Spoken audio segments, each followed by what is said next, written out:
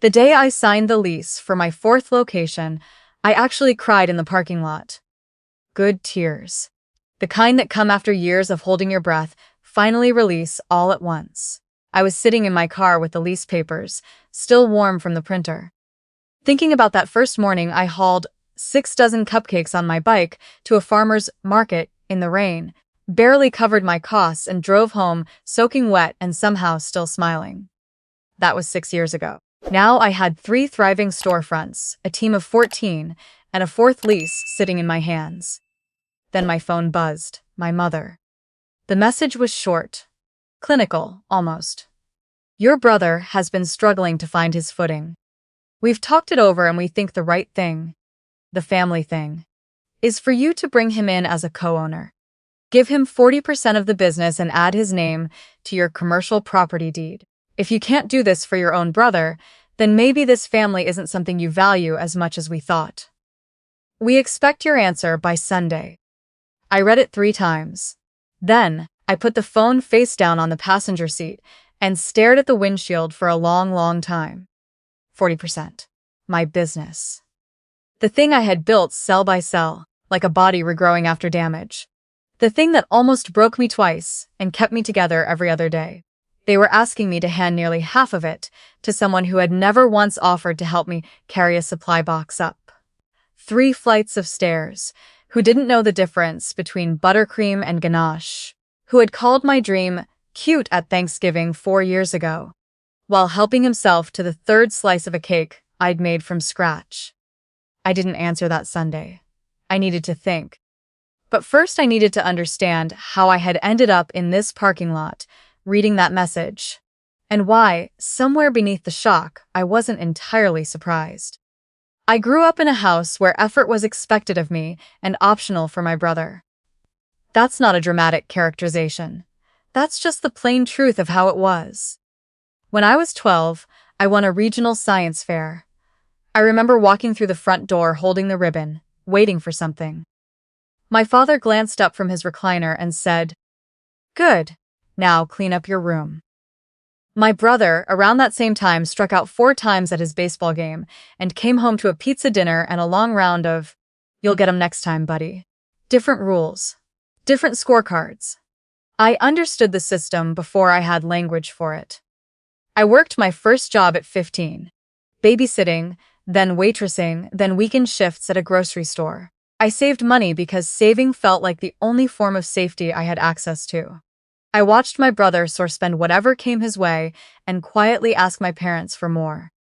And they always said yes. When I asked for help with my first semester's textbooks in college, my mother said, "You're so capable, honey. You'll figure it out." When my brother needed rent money at 24, they wired it same day. No questions asked, no hesitation. I figured it out. I always did. I graduated, worked in a corporate marketing job that paid the bills and hollowed me out a little every week, and spent my evenings doing the only thing that made me feel like myself: baking. Not casual baking.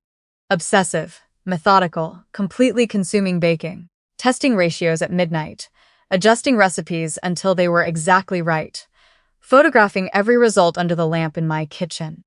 By 26, I had a small following online. And people were asking where they could buy my things. So I started selling out of my apartment, legally, correctly, with a cottage food license, and I saved every single dollar I made.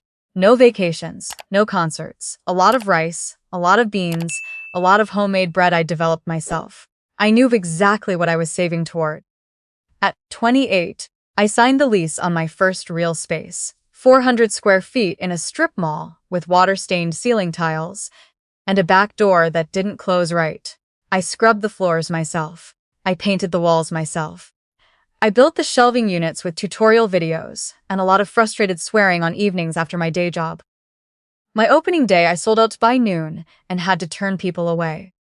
My parents came by once, about 3 months in. My mother said the chairs were uncomfortable. My father asked when I was going to find a job with benefits. My brother didn't come at all. He was busy, apparently. I kept going anyway. Year 2, I hired my first employee. Year 3, I opened a second location. Year 4, I was doing catering contracts for corporate events and my name appeared in a regional food magazine. Year 5, a third storefront. And now, this parking lot, those warm papers, that buzzing phone. Year 6. 40%, his name on my deed. Sunday came and went. I didn't answer. Monday morning, my mother called 4 times before 9 a.m. I let each one go to voicemail. The last message she left said, "Your silence is your answer, and we are very disappointed in you." I called my lawyer that afternoon instead. I'd worked with her since I incorporated. Sharp, practical, no nonsense, and she had helped me structure everything correctly from the start. I explained the situation in about 90 seconds. She was quiet for a moment. Then she said, "Good that you called me before you responded. Let's talk about what we're going to do." We spent 2 hours on the phone. By the end of it, I had a plan. But first, there was something I needed to do before any of the legal pieces moved. I needed to look at my family in person and say what I had to say. I called and told them I was coming over. My mother's voice lifted when I said it. She probably thought I'd reconsidered. I hadn't. Their house looks exactly the same as it always has. Same welcome mat. Same wind chimes on the porch. Same smell of fabric softener when the front door opens. I used to find that comforting. That afternoon, standing in the entryway, it just felt like a set. My father was at the kitchen table. My mother stood near the counter. My brother was on the couch, scrolling his phone, and when he looked up, his expression was the one he'd had my entire life. A mild, barely there acknowledgement. "Oh, you're here." I didn't sit down. I set my bag on the nearest chair and said, "I want to make sure I understand exactly what you're asking, so there's no room for confusion." My mother started with the soft version. "We just think it would be good for him to have something to work toward. A stake in something.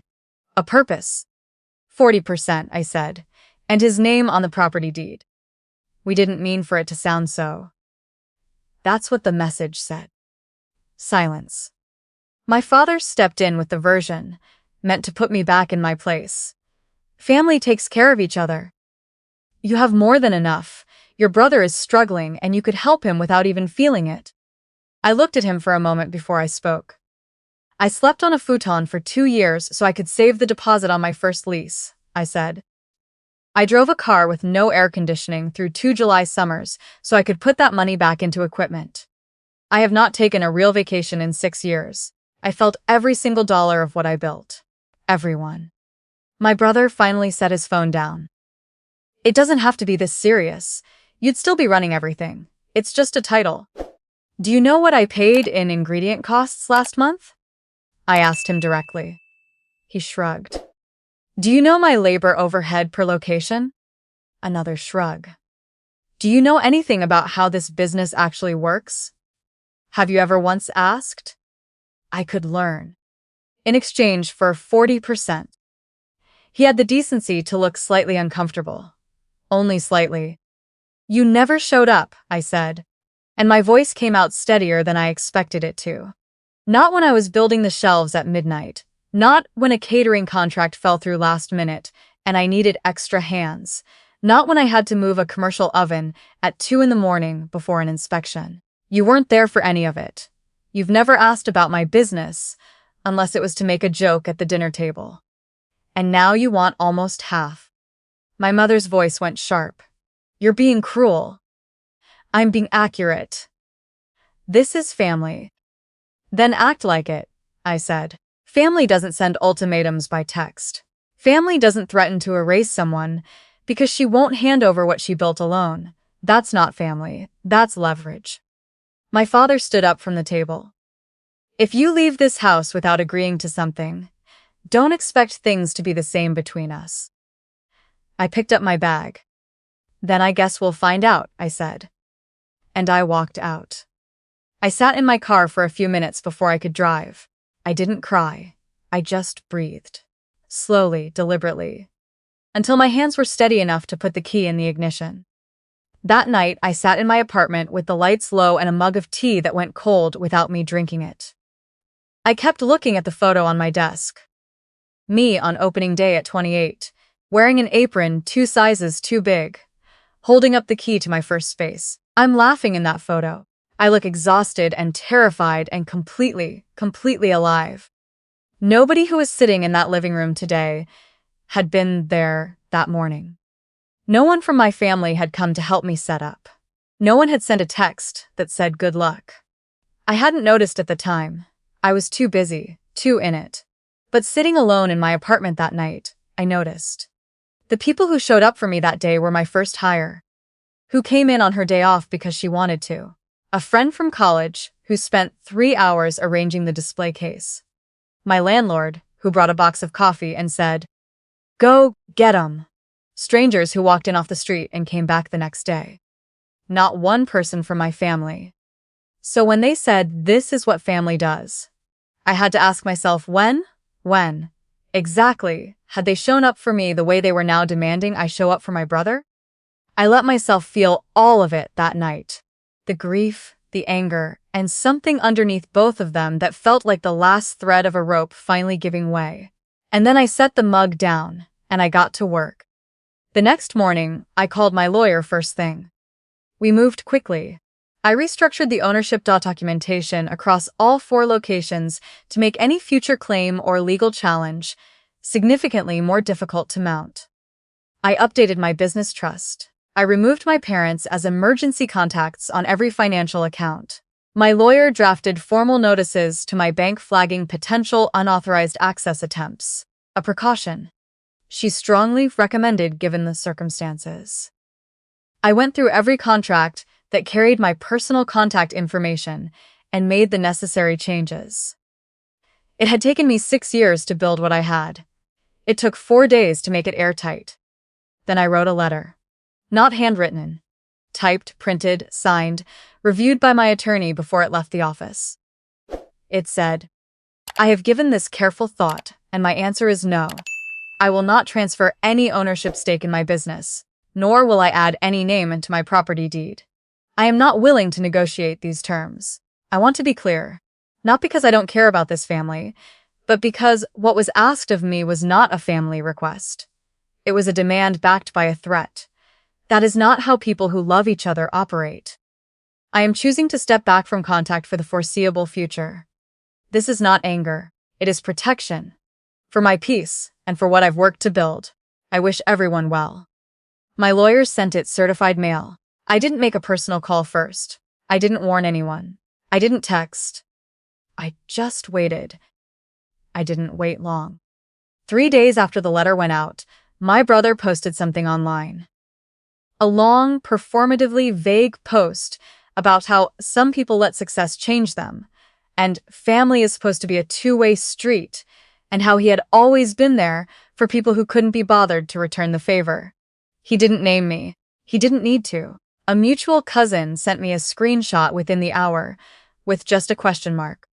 I didn't comment. I didn't respond. I archived the screenshot and moved on. My mother called 6 times in 2 days. The first 2 voicemails were soft, almost sad. The third was angry. The fourth swung back to guilt. "You're tearing this family apart. I didn't raise you to be this cold."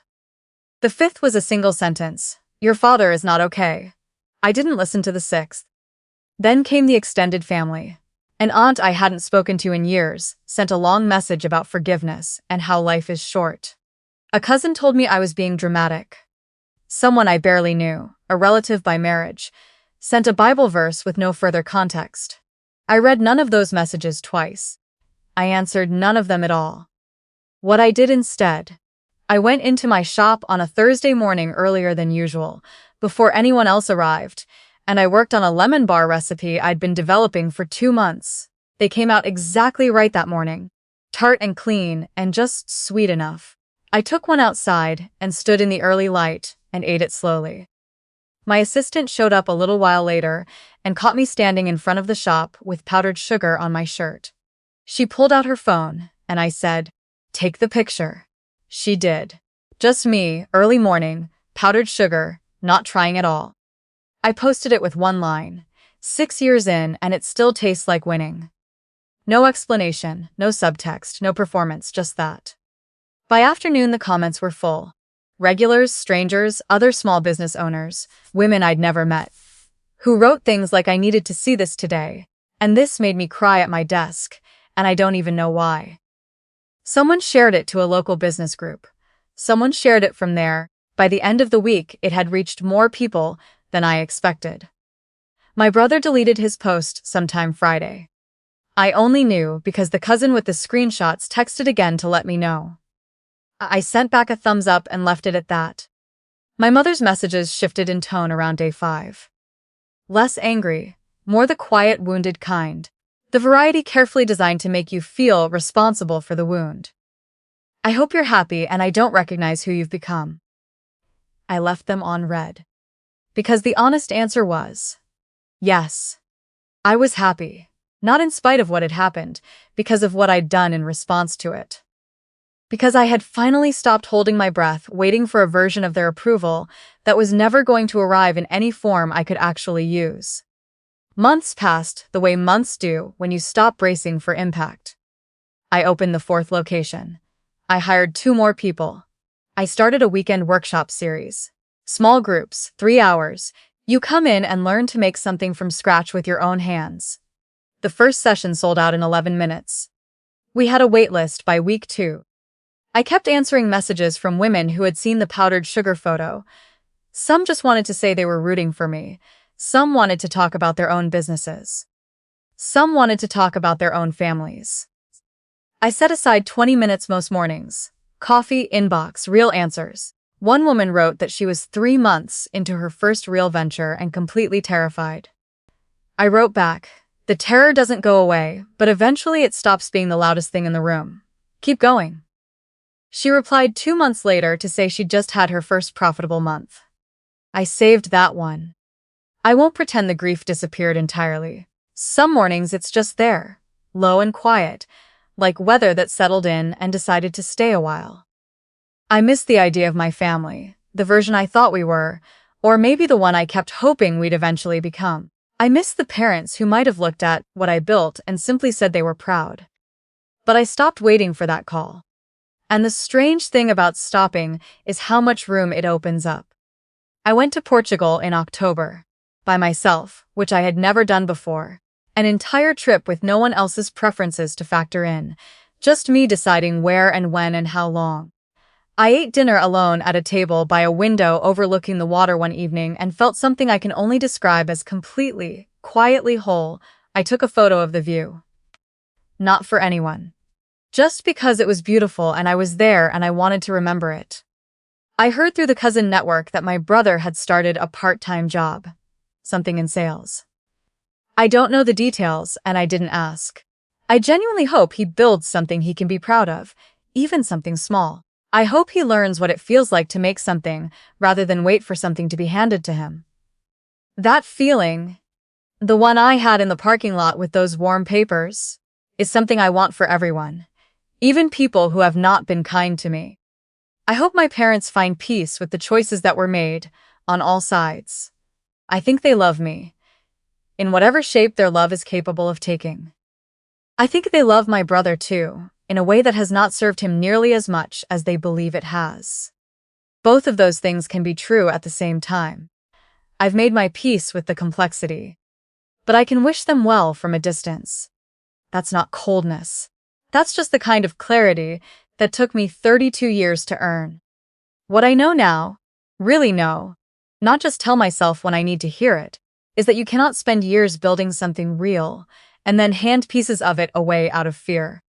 Not fear of conflict, not fear of growth selfish or cold or difficult or ungrateful. The thing you build is evidence. It is proof of what you chose when no one was cheering for you. When the room was empty, when the outcome was uncertain, and the only reason you kept going was because you couldn't picture stopping. Letting someone take a piece of it because they share your last name doesn't honor the sacrifice, it undoes it. They asked me to choose between my family and what I'd built. I chose what I built because it was the only thing in that equation that had ever chosen me back, every single day, one early morning at a time. And every morning now, when I unlock the door of my shop and the smell of butter and warm sugar meets me, before I even get the lights on, I know. Not just that I made the right call about the business, that I finally made the right call about myself. And that was the one that mattered most.